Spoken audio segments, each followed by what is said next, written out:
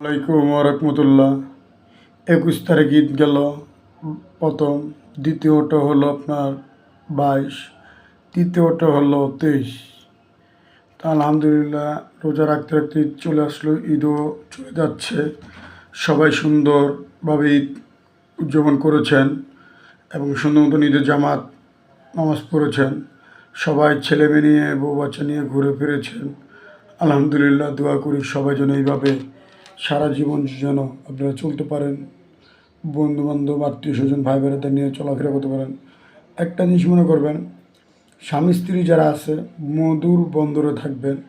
স্বামী স্ত্রীরা অবশ্যই ভালোবাসা সুন্দরভাবে থাকবেন। এবং কি অনেক ওয়াইফে সন্দেহ করে স্বামীদের, কোনো মেয়েটা ভুল করবেন না। তারা চাকরি বাকরি করে, তারা অনেক মহিলাদের সাথে রিলেশন করে, কাস্টমারের সাথে রিলেশন করে। অনেকে মনে করেন আপনার যারা ডিশের লাইনে, ওয়াইফাই লাইনে, মার্কেটে, গার্মেন্টসে, অনেক জায়গায় অনেক ব্যবসায়ী চাকরি করে। তো আপুরা আপনাদের অনুরোধ করতেছি, কোনোদিন স্বামীদের একটু সন্দেহ করবেন না, নিজ চোখে আগে ধরবেন, তারপরে বলবেন।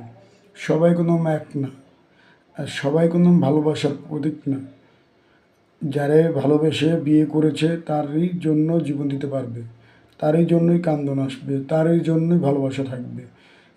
আপনার ওয়াইফের জন্য আপনারই কান্দন আসবে, আপনার হাজব্যান্ডের জন্য আপনারই কান্দন আসবে। তো এইগুলো ভুল করবেন না, ঘরের ভিতরে অশান্তি করবেন না, কাছাকাছি মারামারি ধরাধরি এটি করবেন না। এটি আল্লাহ করতে মানা করছে। এগুলা ঘরের ভিতরে অশান্তি আনে। আল্লাহর আবাদত করুন, নামাজ পড়ুন, আল্লাহ বিল্লাহ করুন, নামাজ পড়বেন, আবাদত করবেন, সেই কামনা করবেন। এবং কি আপনি দেখা গেল আশা করতেছেন এখন বর্তমানে কোনো আপনার স্বামী দেখেন গা, যদি চাকরি বাকরি যায় আপনার কথাই সারা জীবন মনে করে যে না আমার ওয়াইফে বাসা আসে, কী করতেছে, কী করে না করে, খাইছে কি খায় নাই, এই কেমনও করে ভাইয়া।